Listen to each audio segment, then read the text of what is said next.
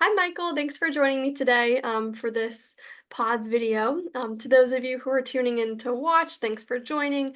Michael is a participant at one of our psych rehab sites for PODS, and so he's joining me today to share a little bit about his experiences. So thanks again, Michael, for being here. Um, so, Michael, you're in a book club pod, right? So I'm hoping that you can tell me a little bit more about why you chose this as an activity of interest for yourself. Well, myself and some other members who were thinking about ideas of what to do for pods. I know a bunch of us were readers, and we first were like, well, maybe a book club, and then we all kind of made a face at the traditional book club where assigned reading and then do homework type of stuff. So we're like, well, what if we just each bring our own stuff and meet up and talk a little and hang out? And we're like, oh, we can do that. Mhm. So it was more like I knew some of the other pods people liked reading. They knew I reading, so we kind of congregated on that pretty easily. Mhm. Yeah, that makes a lot of sense. And I think it's great that you guys adapted it to really work for you. Because you're definitely right that that traditional model of book club where you all have an assigned reading and have to read sometimes can be a lot of pressure and it can take for some people they thrive on that, right? But for some people, it can feel a little homeworky. So it's great that you guys together were like, this aspect of it doesn't work for us, so let's find a different way to still get that connection of reading, but in a way that works better for us. Yeah. Great. So tell me more about how you guys got started with the book club pod. So you came up with this idea, you figured out that you wanted to each bring your own book. How did you pick where to go in the community and how did you get started with that? Generally, we thought, ironically, that libraries would be good, Mm-hmm. just because central location has chairs, doesn't mind people reading in them, obviously. Mm-hmm. The first book club we actually met, we didn't look up their community events, and so we went into the library at the same time as their toddler play hour. Mm-hmm. So we kind of looked at each other. We're like, we'll sit over there. So we didn't let it discourage us or anything. But generally, just talking or texting to each other, being like, "What days work for you?" and when do you want to go? And just getting everyone's schedule together has been the biggest thing, I imagine. That's perfect. Yeah, and that's great that you guys were resilient in that moment of when plans didn't go exactly as you were expecting, right? There was unexpectedly toddlers taking over the library. You guys still were able to find that space and connect and do what you wanted to do. And it sounds like you use texting a lot to coordinate those things. So that's great. What does a typical book club meeting look like for you guys? Like when you guys get together in the community, what does a typical meeting look like for you guys? Once we get to the location, make sure we find each other if it's one of the bigger libraries or not. It's generally just, hey, how you doing? Oh, what are you reading? What are you reading? Just casual conversation here and there, and we'll all get into reading, and then eventually, I'd say it usually averages out about an hour, but around that time, at least one person will be like, okay, I've got to get going. I have another thing, or transportation, or what have you. Mhm. But and then catching up and just making sure, being like, oh, we have a rough idea for next time, and either plan it out then or be like, okay, text me by this day on what days are good for you or the schedule. Okay, cool. That sounds great. And I love that you guys focus at the very end of it about what's next, because that can be a helpful way to keep a momentum going. So figuring out that next time is great. Um, cool.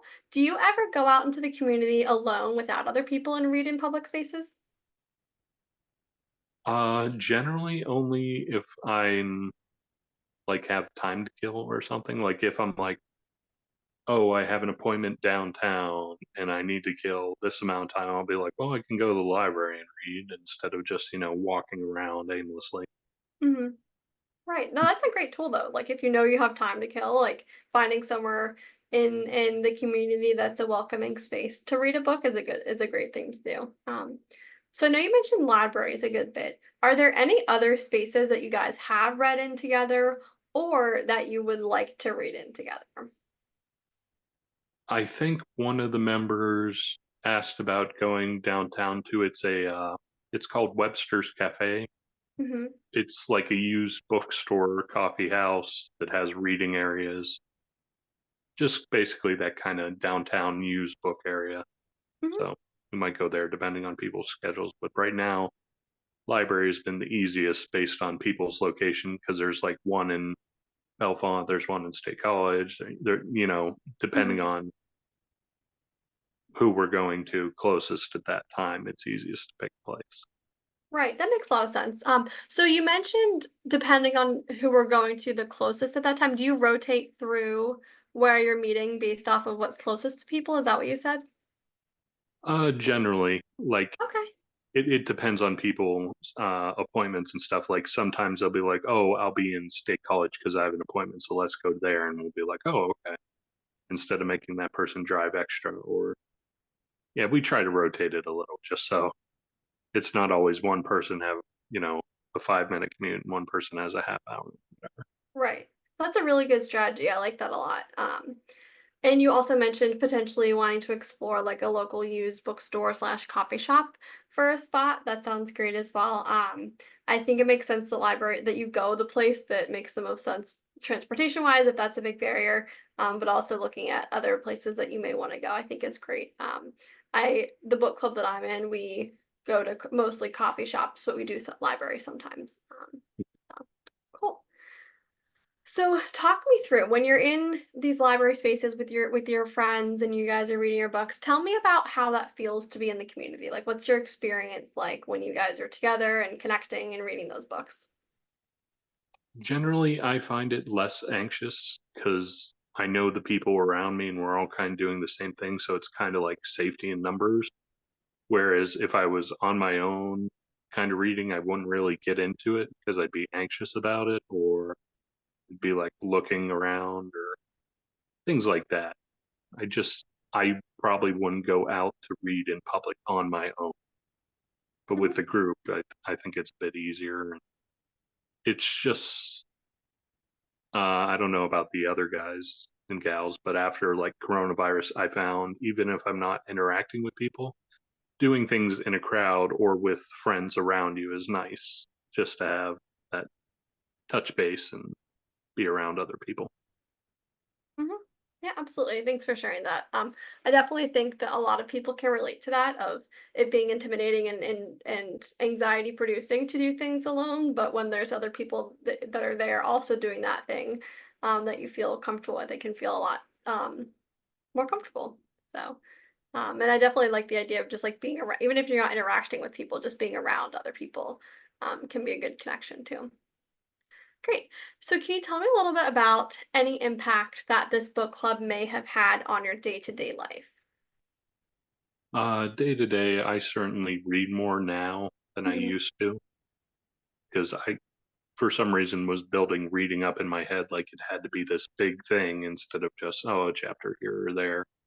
So I read more now, and I'd say a little closer connections, social connections with the people from pods.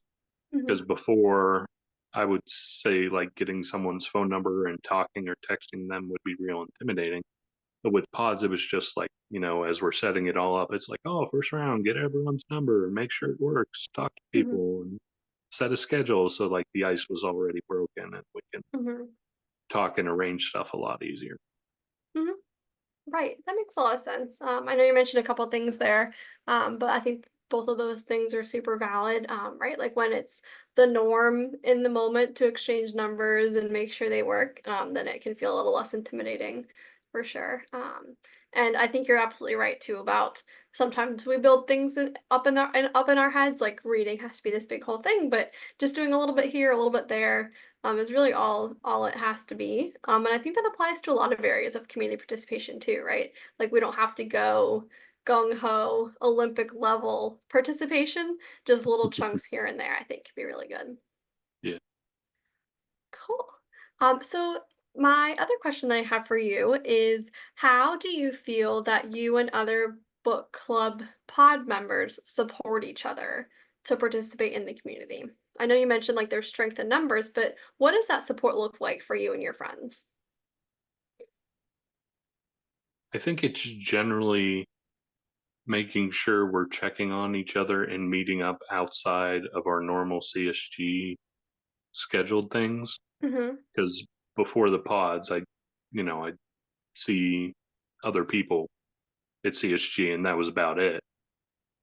But now on pods, it's like, okay, this month I'm doing this, this week I'm doing this. It's just you're seeing people more, and if you don't see them, you can like send them a text or something, be like, hey, are you okay? Do you have an appointment? What? Just closer connections overall, I'd say. Right, yeah, that makes sense. What about when you're trying to go into the community? I know you mentioned for scheduling purposes.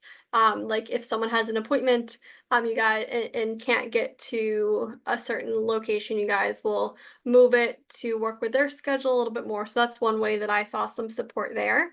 Are there any other ways that you, other than checking with people, if you haven't seen them in a while, are there any other ways that you or other members have like supported each other to overcome barriers related to community participation?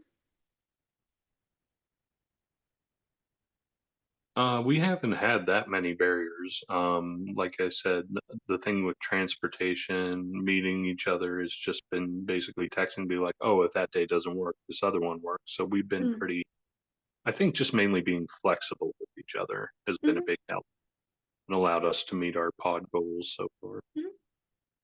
I think that's huge. Being flexible is a huge thing not to be understated. So thanks for sharing that. Okay, great. Do you have anything else that I haven't asked about that you want to share with future folks who are going to be participating in pods? Just give it a try. If certain pods don't work out, you can make new ones. Just keep trying, try new things. Might not know how much you like it.